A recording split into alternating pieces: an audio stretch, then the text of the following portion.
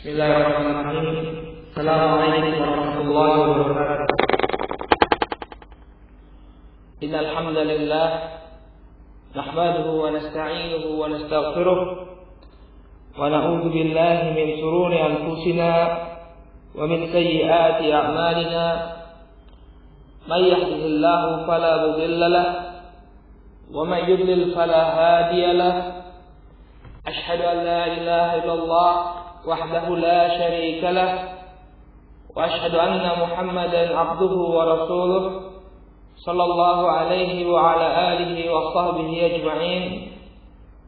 قال الله سبحانه وتعالى في كتابه الكريم: يا أيها الذين آمنوا اتقوا الله حق تقاته ولا تموتن إلا وأنتم مسلمون.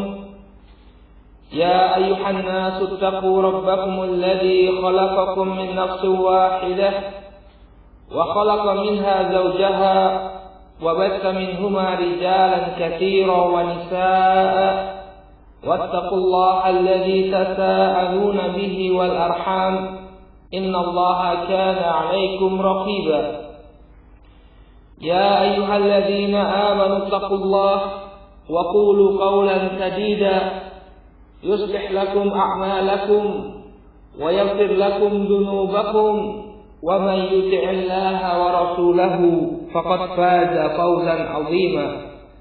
أما بعد فإن أصدق الحديث كتاب الله وخير الحديث حديث محمد صلى الله عليه وسلم وشر الأمور محدثاتها فإن كل محدثة بدعة وكل بدعة ضلالة وكل ضلالة في النار. Ikhwani fid din, rahimani wa rahimakumullah. Alhamdulillah, puji syukur tidak henti-hentinya kita panjatkan kehadirat Allah Subhanahu wa taala, karena atas rahmat-Nya lah kita semua pada kesempatan siang yang semoga diberkahi oleh Allah masih bisa berkumpul untuk mendengarkan dibacakannya ayat-ayat Allah Subhanahu wa taala, dan demikian juga hadis Rasulullah sallallahu alaihi wasallam. Demikian juga kita bersyukur kepada Allah Subhanahu wa taala karena hingga pada detik ini Allah masih anugerahkan kepada kita istiqamah, tetap berada di atas agama yang hak, tetap berada di atas agama yang hak, yakni agama Islam. Dan demikian juga kita masih bisa berpegang teguh dengan sunnah Rasulullah sallallahu alaihi wasallam. Khawatidir rahimani wa rahimakumullah. Dalam menjalani kehidupan sebagai seorang muslim, seringkali kita dapatkan bahwa diri kita merasa berat untuk istiqamah, untuk konsisten di jalan Allah Subhanahu wa taala, untuk konsisten di atas kebenaran. Hati kita senantiasa terombang-ambing dengan berbagai macam godaan. Terkadang hati kita merasa condong kepada kemaksiatan. Kadang hati kita merasa condong kepada kebatilan, sebagaimana yang telah dikhabarkan oleh Rasulullah sallallahu alaihi wasallam, di mana beliau bersabda dalam sebuah hadis yang diriwayatkan oleh Imam Ahmad. Kata beliau sallallahu alaihi wasallam, "Innama sumiyal qalbu min taqallubihi." Hanya saja hati itu disebut sebagai qalb, sebagai qalbu, karena taqallubihi, karena dia senantiasa berbolak-balik. Terkadang seseorang hatinya berada di atas al-haq, hatinya condong kepada kebenaran, dan senantiasa mendorong dirinya untuk melakukan amal kebajikan. Namun terkadang hati itu berbolak-balik. Dia menjadi condong kepada kebatilan, condong kepada kemaksiatan, sehingga seseorang pun terjerumus ke dalam berbagai macam kemaksiatan kepada Allah Subhanahu wa taala. Demikian juga Nabi sallallahu alaihi wasallam bersabda, sebagaimana dalam hadis Abdullah bin Amr bin Al-As yang diriwayatkan oleh Imam Muslim, kata beliau sallallahu alaihi wasallam, "Inna qulub bani Adam kullaha baina isba'aini min asabi'ir rahman. Sesungguhnya hati-hati anak Adam semuanya berada di antara dua jari jemari Ar-Rahman. Kaqalbin wahid, bagaikan hati yang satu. Yusarrifuhu haitsu yasha.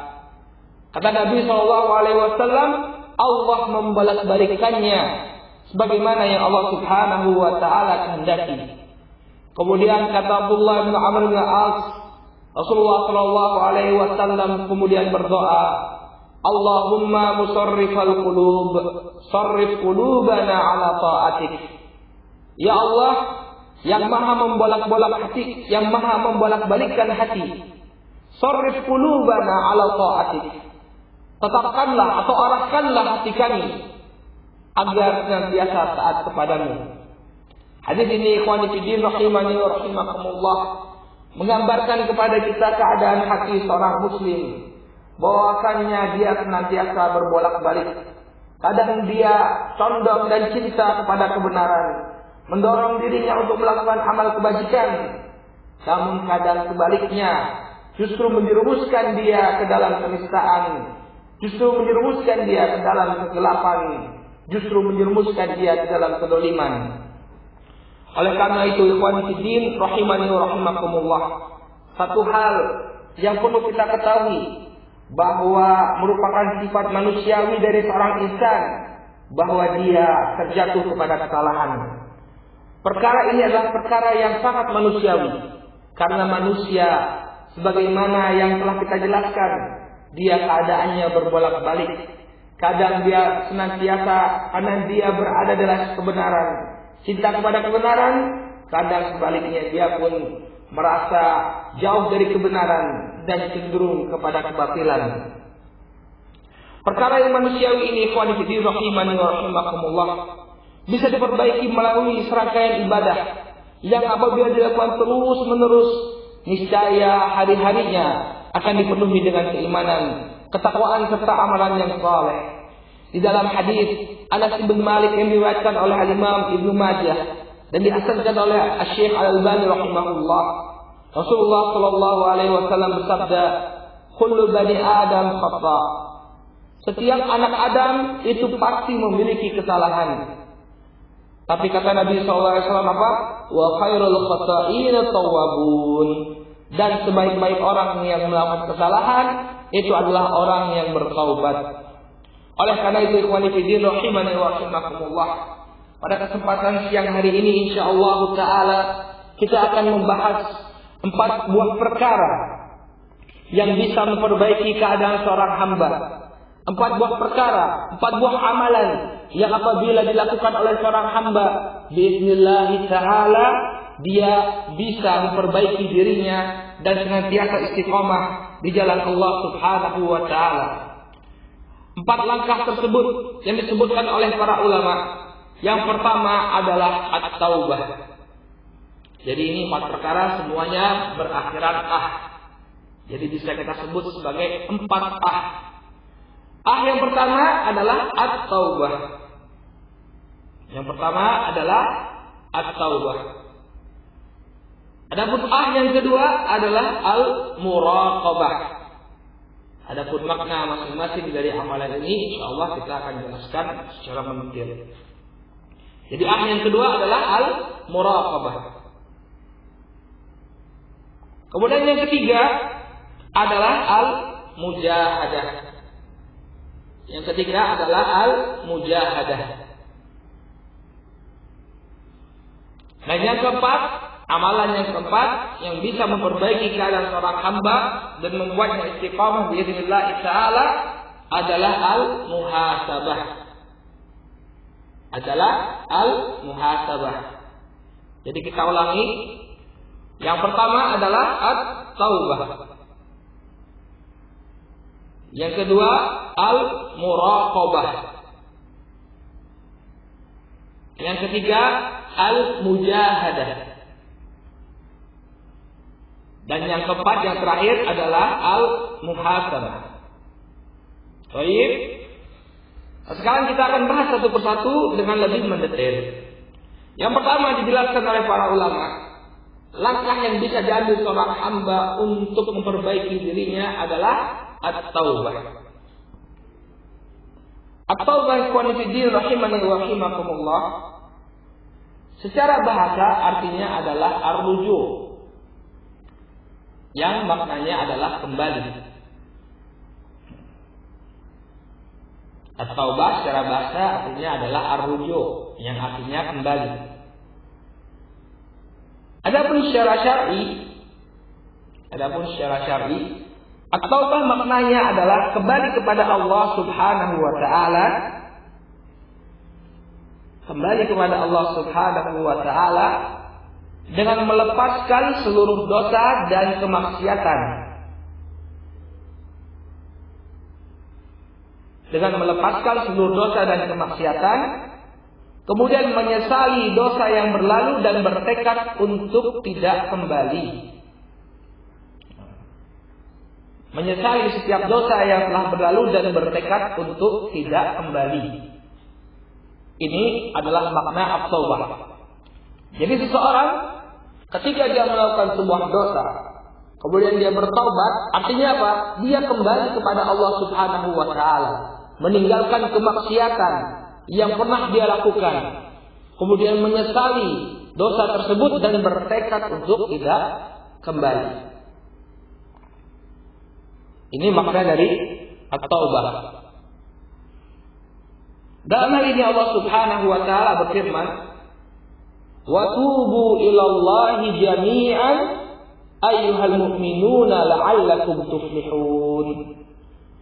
Kata Allah Subhanahu wa taala dalam surat An-Nur ayat ke-31, Allah berfirman, "Wa tubu ilallahi jami'an ayyuhal mu'minun." Dan bertaubatlah kalian semua kepada Allah, wahai sekalian mukminun, sekalian orang-orang yang beriman, la'allakum tuflihun, agar kalian memperoleh kejayaan, memperoleh keselamatan. Di sini Allah Subhanahu wa taala perintahkan orang-orang yang beriman. Dalam keadaan mereka sudah beriman kepada Allah Subhanahu wa taala, Allah perintahkan untuk apa? Untuk bertaubat kepada Allah Subhanahu wa taala. Kata Allah, "Wa tubu ilallahi jami'an ayyuhal mu'minun." Dan bertaubatlah kalian kepada Allah, dan bertaubatlah kalian semua kepada Allah Subhanahu wa taala, wahai orang-orang yang beriman, la'allakum tuflihun. Moga-moga kalian memperoleh keselamatan. Demikian juga Allah Subhanahu wa taala berfirman, "Istaghfiru rabbakum tsumma tubu ilaihi." Kata Allah Subhanahu wa taala dalam surat Hud ayat yang ketiga, "Istaghfiru rabbakum." Mohon ampunlah kalian kepada Rabb kalian. Tsumma tubu ilaihi. Kemudian bertaubatlah, kembalilah kalian kepada jalannya Allah Subhanahu wa taala.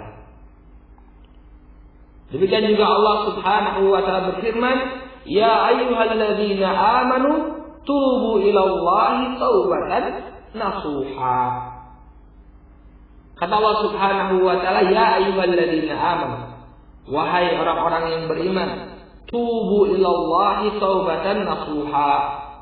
Bertobatlah kalian kepada Allah dengan taubat yang sebenar-benarnya. Taubatan nasuh. Taubat yang sebenar-benarnya. Dan demikian juga dalam hadis Abi Hurairah radhiyallahu taala anhu, Nabi mengkhabarkan, "Man taba qabla an tatlu'a asy-syamsu min maghribiha, taballahu alaihi."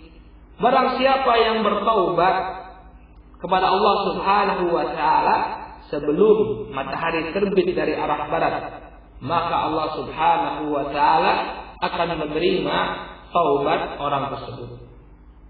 Ini termasuk syarat diterimanya taubat. Yani sebelum Allah menjadikan bahwa barang siapa yang bertaubat kepada Allah Subhanahu wa taala sebelum hari kiamat, maka Allah Subhanahu wa taala akan terima taubatnya.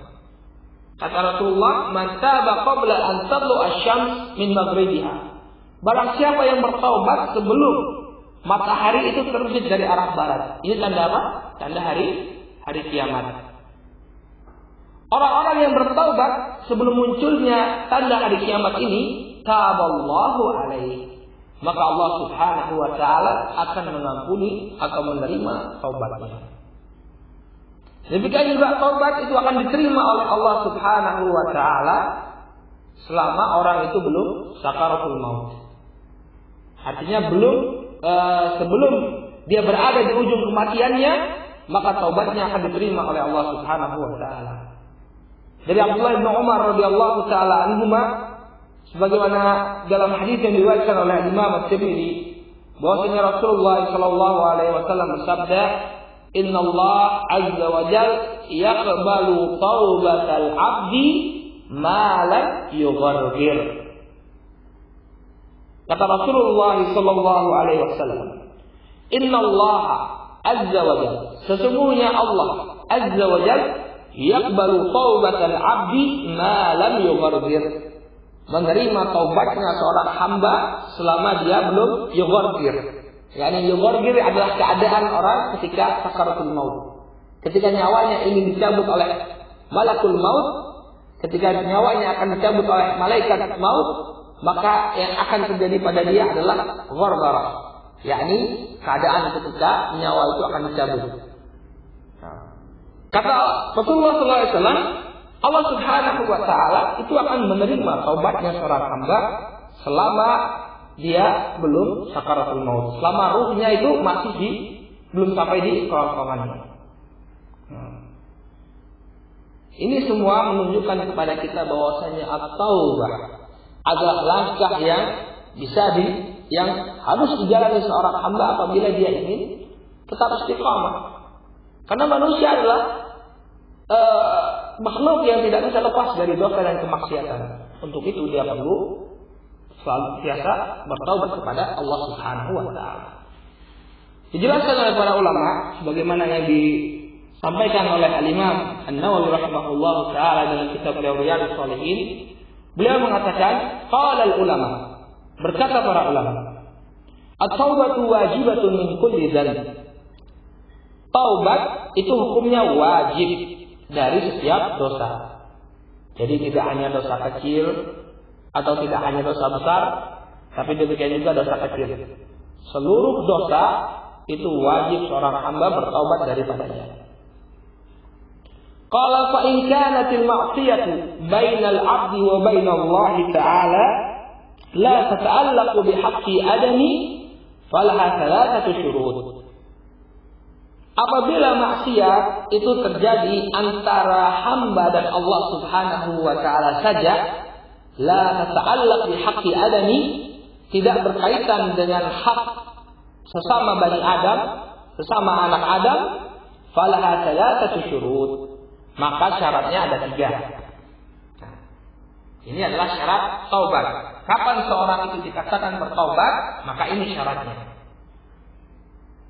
Qala ahaduha ayyuqli'a 'anil maksiyah. Dia meninggalkan maksiat tersebut.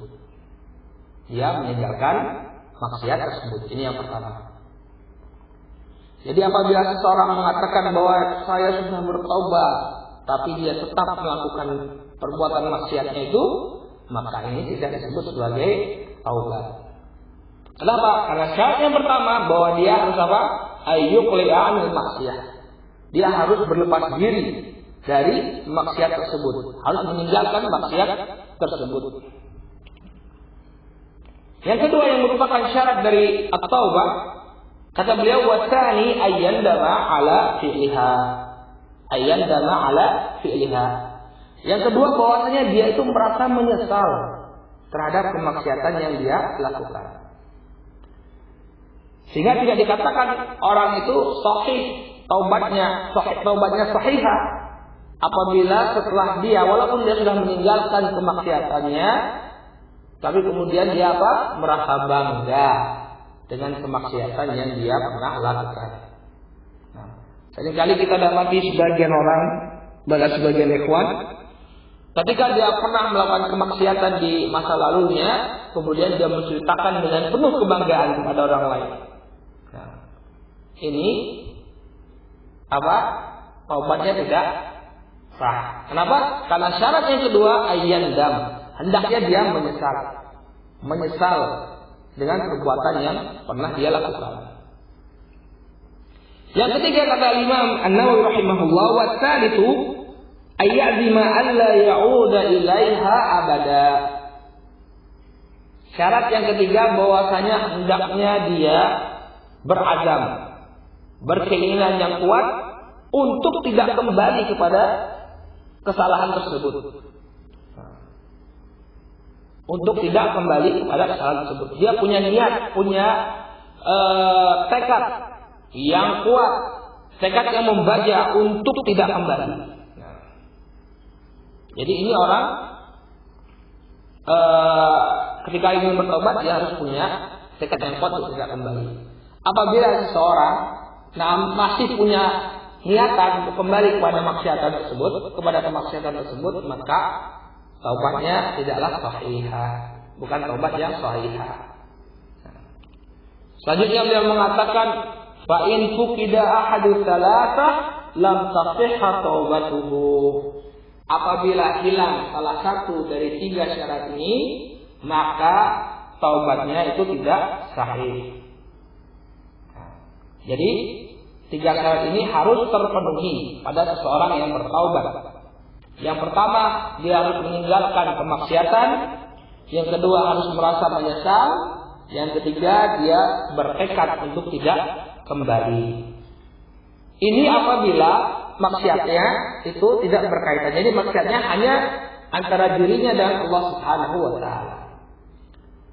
Selanjutnya dijelaskan oleh Imam An-Nawawi rahimahullah, wa in kanat al-ma'siyatu tata'allaqu bi'adami fa syurutuha arba'ah. Apabila maksiatnya itu berkaitan dengan haknya sesama Bani Adam, sesama manusia, fa syurutuha arba'ah. Maka syaratnya itu ada 4. Nah, hadhihi salata, 3 yang telah kita tentukan tadi, dia meninggalkan maksiatannya, kemudian merasa menyesal dan bertekad untuk tidak kembali. Hadhihi salata, 3 perkara ini, kemudian ditambah wa yabra'a min haqqi sahibiha. Hendaknya dia melepaskan tanggungan. Melepaskan tanggungan yang merupakan hak orang yang dia zalimi. Maksudnya apa? Kata beliau, fa in kanat malan aw nahwahu raddahu ilaih. Apabila itu berupa harta atau yang sejenisnya, maka hendaknya dia kembalikan. Sebagai contoh, seseorang melakukan mencuri sesuatu milik saudaranya. Maka ketika dia ingin bertobat dari perbuatan tersebut, maka dia harus meninggalkan perbuatan mencurinya. Kemudian menyesali perbuatan mencurinya. Kemudian yang ketiga apa? Dia bertekad untuk tidak kembali pada perbuatan mencurinya. Dan yang keempat, wajib baginya untuk mengembalikan apa yang dia curi kepada saudaranya. Wa in kana, kata beliau rahimahullah, wa in kanat hadda qadhfin wa nahwahu makkanahu minhu aw talaba afwah. Apabila dia melakukan qadhf, yakni menuduh zina, atau yang semisalnya, makkanahu minhu aw talaba afu, maka hendaknya dia apa? Dia cabut tuduhan tersebut. Misalnya dia menuduh saudaranya melakukan zina, padahal tuduhannya adalah tuduhan yang dusta. Maka selain dia melakukan 3 syarat tadi, yakni meninggalkan, kemudian menyesal dan bertekad tidak mengulangi, maka yang wajib dia lakukan adalah apa? Mencabut tuduhan dia tadi. Atau apa? Talaba afwa, atau meminta maaf dari teman yang dia tuduh. Wa in kanat ghibatan istahallahu minha. Apabila dosa yang dilakukan itu adalah berupa ghibah, dia menggibahi, membicarakan aib-aib saudaranya, maka hendaknya dia meminta penghalalan. Minta penghalalan dari saudara yang dia ghibahi, minta dihalalkan.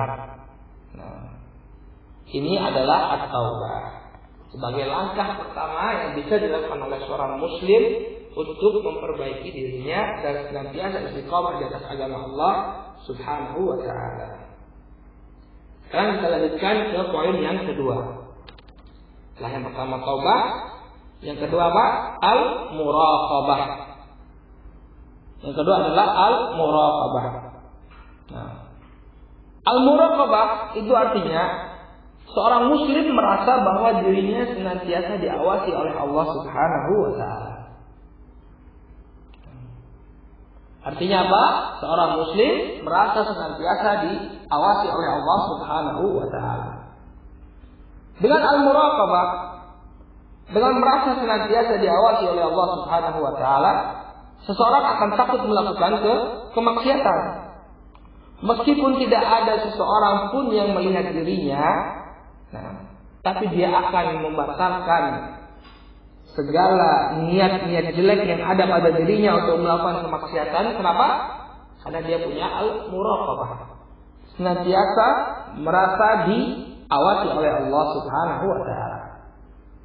Allah Subhanahu wa taala berfirman, "Alladzi yaraka hina taqum wa taqallabaka fis sajidin." Kata Allah Subhanahu wa taala, Allah lah yaraka hina taqum, yang melihat engkau ketika engkau berdiri, wa taqallubaka fis sajidin, dan demikian juga gerak-gerikmu, berbolak-baliknya dirimu di antara orang yang bersujud. Jadi apa maksudnya? Allah Subhanahu wa taala menyaksikan semua apa yang kita lakukan. Tidak ada yang tersembunyi dari Allah Subhanahu wa taala. Demikian juga Allah berfirman, wa huwa ma'akum aina ma kuntum. Dan Allah Subhanahu wa taala itu senantiasa bersama kalian dimanapun kalian berada. Demikian juga firman Allah Subhanahu wa taala, innahu kana raqiba. Sesungguhnya Allah Subhanahu wa taala itu mengawasi. Demikian juga Allah Subhanahu wa taala berfirman, innallaha la yakhfa 'alaihi syai'un fil ardi wala fis sama'. Sesungguhnya bagi Allah Subhanahu wa taala la yakhfa 'alaihi, tidak tersembunyi baginya, syai'un fil ardi, sesuatu yang ada di bumi, wala fis sama, demikian juga yang berada di atas langit. Tidak ada yang tersembunyi di mata Allah Subhanahu wa taala.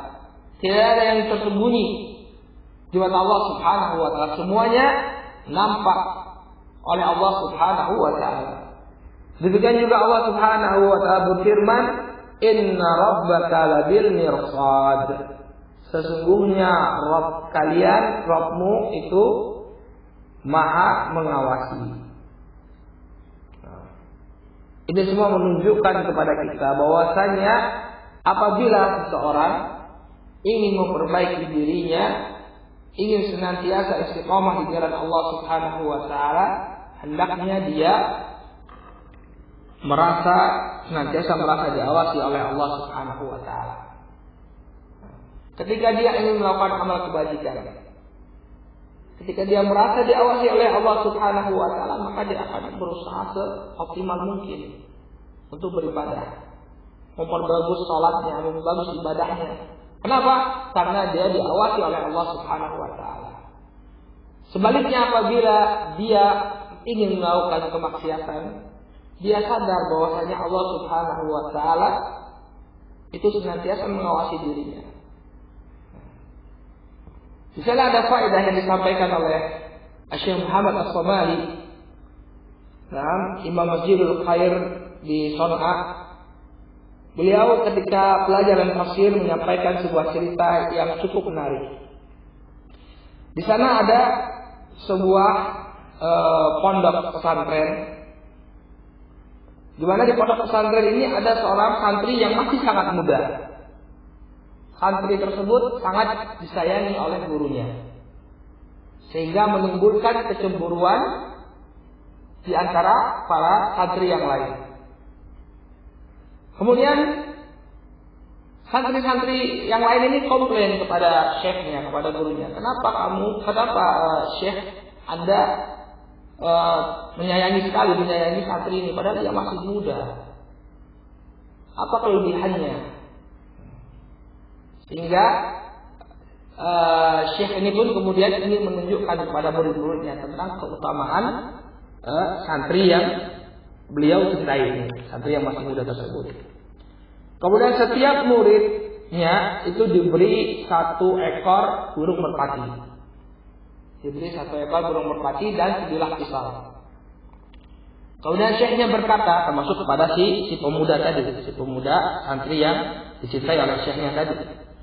Kemudian syekhnya mengatakan kepada murid-muridnya, kalian semua bawalah merpati ini ke tempat yang tidak dilihat oleh siapapun. Kemudian sembelihlah merpati tersebut. Maka semua pelajar di pondok pesantren tersebut bersebar. Mereka menyebar, mencari tempat di mana tidak diketahui, tidak dilihat oleh orang. Kemudian mereka pun kembali.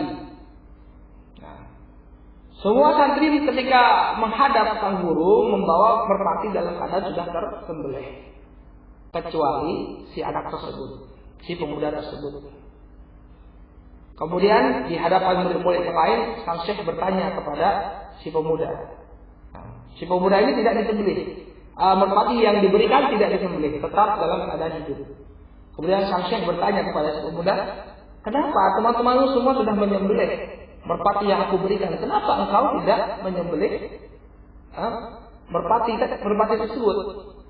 Kemudian sang pemuda mengatakan, wahai guruku, sesungguhnya tidak ada satu tempat pun yang aku pergi untuk menyembelih merpati ini, melainkan Allah Subhanahu wa Ta'ala menyaksikannya. Maka kemudian gurunya pun mengatakan, lihatlah wahai murid-muridku, kenapa aku mencintai dia, kenapa aku senantiasa mencintai dia, karena memang si pemuda tadi punya al-muraqabah, senantiasa diawasi oleh Allah Subhanahu wa Ta'ala. Dia tahu bahwa dimanapun dia berada, Allah Subhanahu wa Ta'ala senantiasa mengawasi dirinya. Ini yang kedua, yakni al-muraqabah. Perkara ketiga, sekarang kita sudahi yang al-muraqabah. Sekarang perkara yang ketiga, yaitu al-mujahadah. Perkara yang ketiga yakni al-mujahadah. Perkara ketiga ini al-mujahadah, artinya adalah al-mujahadah maksudnya adalah bersungguh-sungguh. Jahada itu dari kata jahada, itu artinya bersungguh-sungguh, sesuatu yang dilakukan dengan usaha yang keras, dengan kesungguh-sungguhan. Artinya al-mujahadah adalah bersungguh-sungguh berjuang melawan hawa nafsu yang ada pada dirinya untuk apa? Untuk mendapatkan keridhaan dari Allah Subhanahu wa Ta'ala. Al-mujahadah artinya bersungguh-sungguh berjuang melawan hawa nafsu yang ada pada dirinya untuk memperoleh keridhaan Allah Subhanahu wa Ta'ala. Di dalam Al-Quran Allah Subhanahu wa Ta'ala berfirman, "Walladzina jahadu fina lanahdiyannahum subulana wa innallaha lama'al muhsinin." Dan orang-orang yang bersungguh-sungguh dalam agama kami, walladzina jahadu fina, orang-orang yang bersungguh-sungguh dalam agama kami, lanahdiyannahum subulana, maka sungguh-sungguh akan kami tunjukkan bagi dia jalan kami. Bagi mereka lanahdiyannahum subulana, maka pasti akan kami tunjukkan kepada mereka jalan kami. Wa innallaha lama'al muhsinin, dan sesungguhnya Allah itu bersama orang-orang muhsin, orang-orang yang melakukan kebaikan. Di sini Allah Subhanahu wa Ta'ala mengkabarkan bahwa orang yang akan ditunjukkan oleh Allah Subhanahu wa Ta'ala adalah siapa? Orang yang bersungguh-sungguh.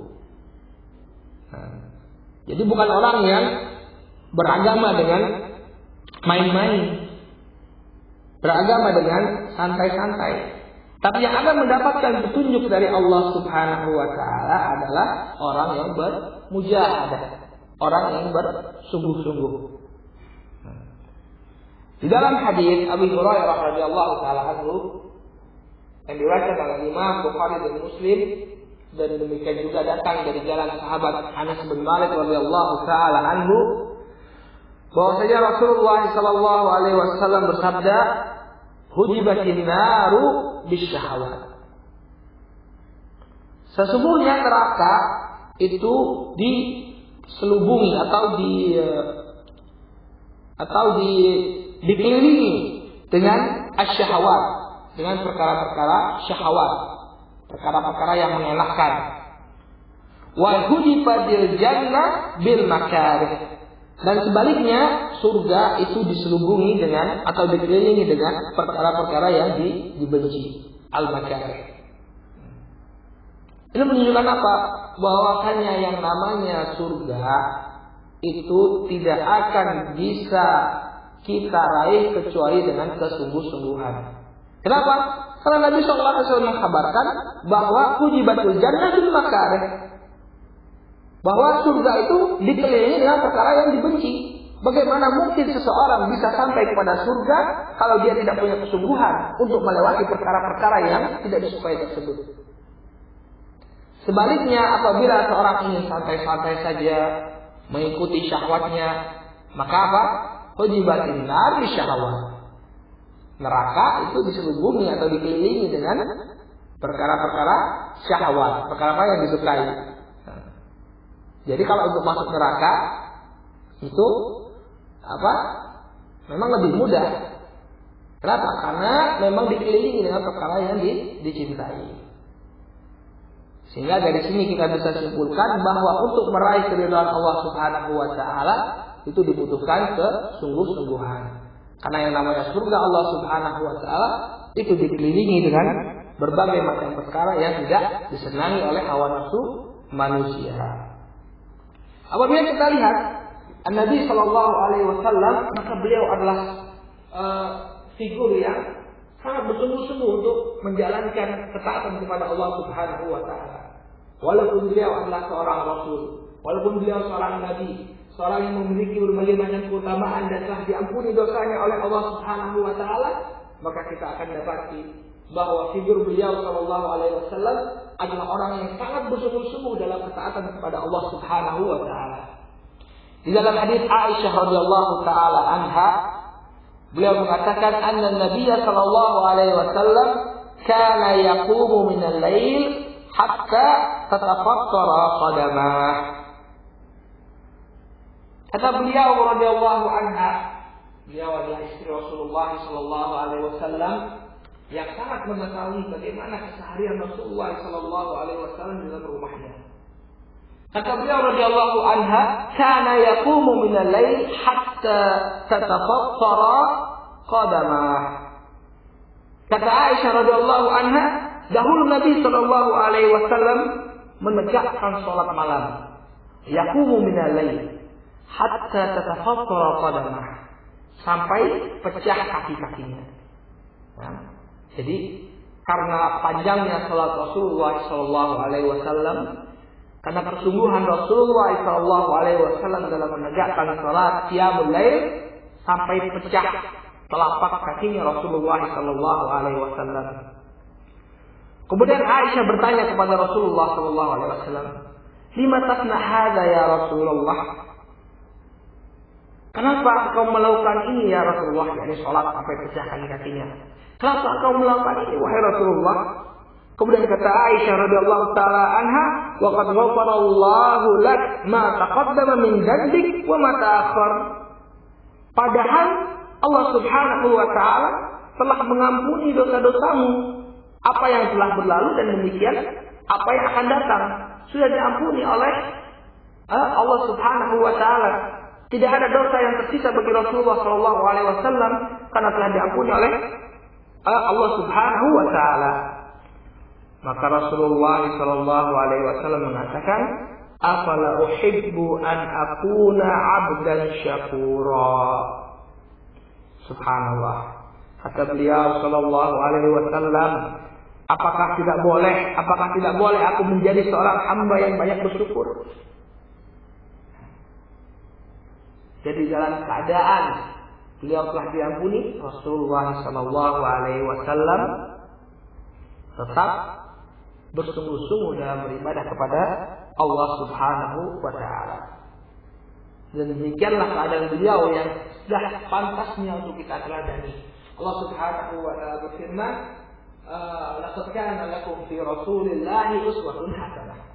Dan telah ada bagi kalian pada diri Rasulullah sallallahu alaihi wasallam uswatun hasanah, teladan yang baik.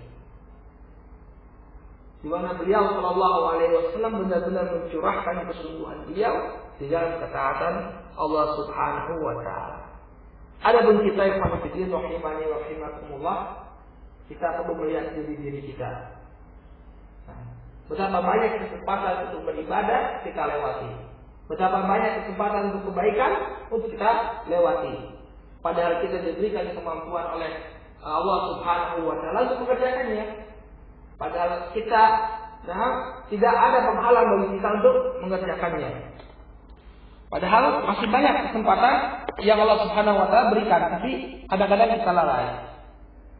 Sebagaimana dalam hadis Abdullah bin Abbas radhiyallahu taala anhu yang diriwayatkan oleh Imam Al-Bukhari dan Muslim, Rasulullah sallallahu alaihi wasallam bersabda, "Ni'matan maghbunun fihima katsirun minan nas." Ada dua perkara yang manusia itu sering terlena. Banyak dari manusia itu sering terlena. Kemudian kata beliau, as-sihhatu wal faragh. yakni waktu ketika dia sehat dan waktu ketika dia memiliki masa luang. Waktu ketika dia sehat dan waktu ketika dia memiliki masa luang. Coba kita lihat keadaan kita ketika kita diberikan oleh Allah Subhanahu wa taala kesehatan. Kadang-kadang kita lalai jika kita manfaatkan untuk memperbanyak ibadah dan ketaatan kepada Allah Subhanahu wa taala. Demikian juga ketika ada waktu luang. Banyakkan dari kita bersantai-santai dan tidak memanfaatkannya untuk ketaatan kepada Allah Subhanahu wa taala. Ketika sakit baru terpikirkan. Ketika sakit baru terpikirkan. Oh, seharusnya saya bisa sholat lebih lama. Seharusnya saya bisa sholat berjamaah. Seharusnya. Demikian juga ketika waktu luang tidak kita manfaatkan untuk ibadah. Tapi ketika waktu sempit, misalnya ketika sibuk, di tengah-tengah banyak kesibukan, baru kita ingat, kenapa saya tidak memanfaatkan waktu luang saya untuk ibadah kepada Allah Subhanahu wa taala.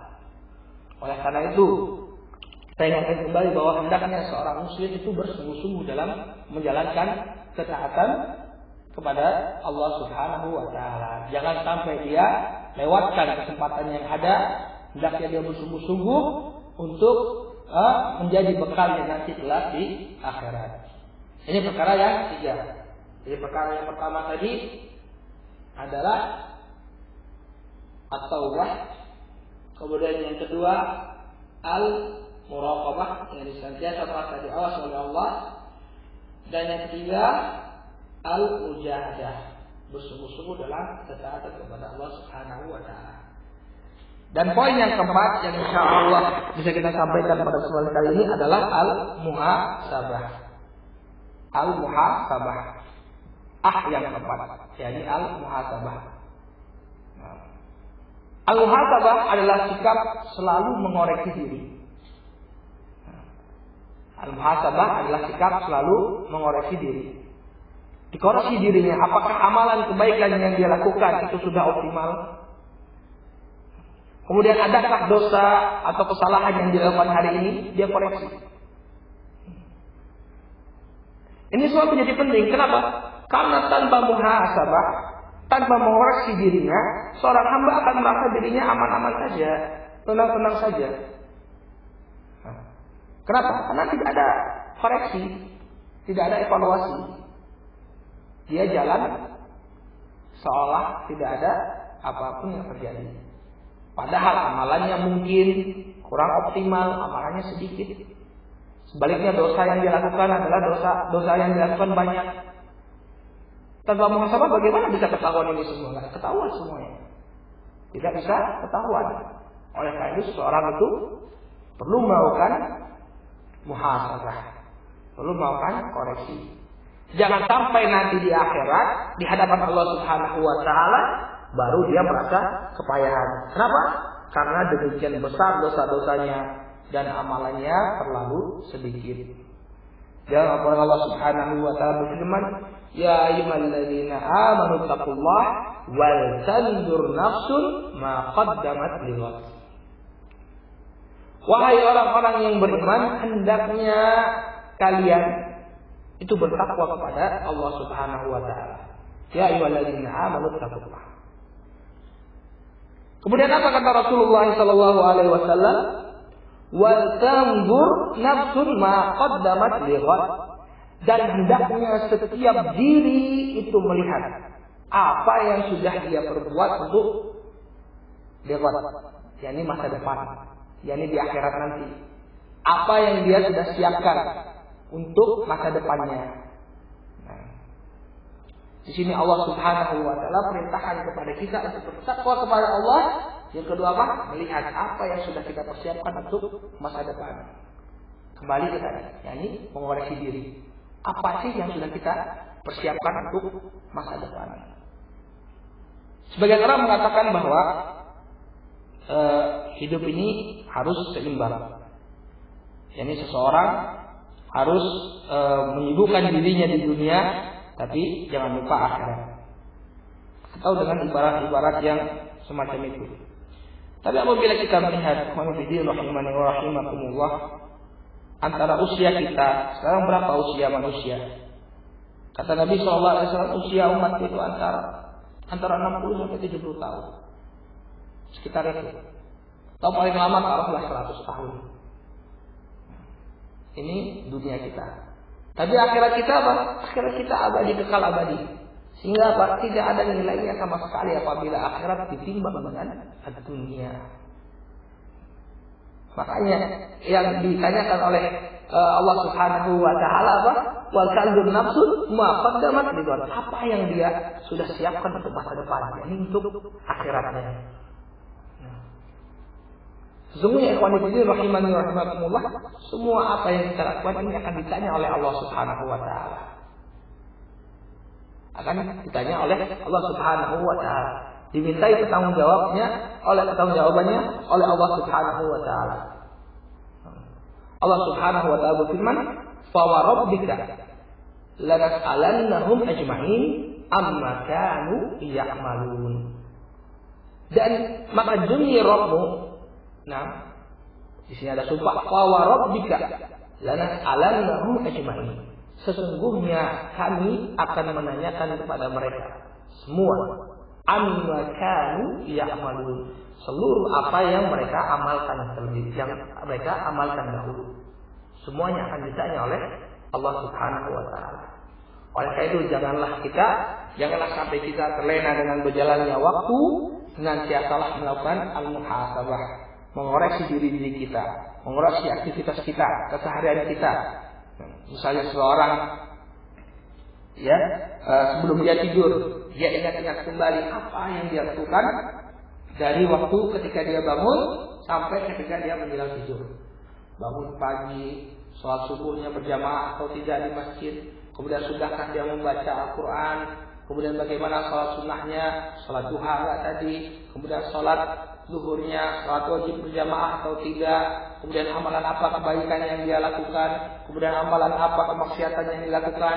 Apabila dia melakukan amalan kebaikan, maka dia berharap pahala dari Allah Subhanahu wa taala. Apabila dia melakukan dosa dan kemaksiatan, hendaknya dia bertaubat kepada Allah Subhanahu wa taala. Demikian setiap hari, setiap dia ingin tidur, dia muhasabah. Umar bin Khattab radhiyallahu taala itu mengatakan apa? Hasibu anfusakum qabla an tuhasabu. Hisablah diri kalian, koreksilah diri kalian sebelum nanti kalian dihisab. Kalau sudah dikoreksi oleh Allah Subhanahu wa taala, tidak ada lagi kesempatan untuk memperbaiki. Oleh karena itu, hasibu anfusakum qabla an tuhasabu. Koreksilah diri kalian sebelum nanti kalian dikoreksi. Nah, mungkin ini sedikit yang bisa kita sampaikan pada kesempatan siang hari ini. Semoga siang hari ini diberkahi dan apa yang kita sampaikan bermanfaat. Sekali lagi kita ulangi bahwa ada 4 perkara yang bisa dilakukan oleh seorang muslim untuk memperbaiki dirinya dan membuat dia istiqamah biiznillah taala. Yang pertama apa? At-taubah. Yang kedua al-muraqabah. Yang ketiga al-mujahadah. Dan yang keempat al-muhasabah. At-taubah artinya kembali kepada Allah Subhanahu wa taala dengan meninggalkan kemaksiatannya, kemudian menyesali apa yang dia perbuat. Kemudian yang kedua al-muraqabah, yang artinya apa? Senantiasa merasa diawasi oleh Allah Subhanahu wa taala. Dan yang ketiga al-mujahadah, bersungguh-sungguh dalam ketaatan kepada Allah Subhanahu wa taala. Dan yang terakhir al-muhasabah, senantiasa mengoreksi dirinya agar nanti di akhirat dia bisa selamat di hadapan Allah Subhanahu wa taala. Wallahu taala a'lam bishawab. Semoga beliau bisa bermanfaat. Apa yang benar datang dari Allah Subhanahu wa taala. Adapun ada yang salah dan keliru itu datang dari diri kami pribadi dan juga dari syaitan. Kami mohon ampun kepada Allah Subhanahu wa taala. Wallahu taala a'lam bishawab. Subhanakallahumma rabbana wa bihamdika asyhadu an la ilaha illa anta astaghfiruka wa atubu ilaik.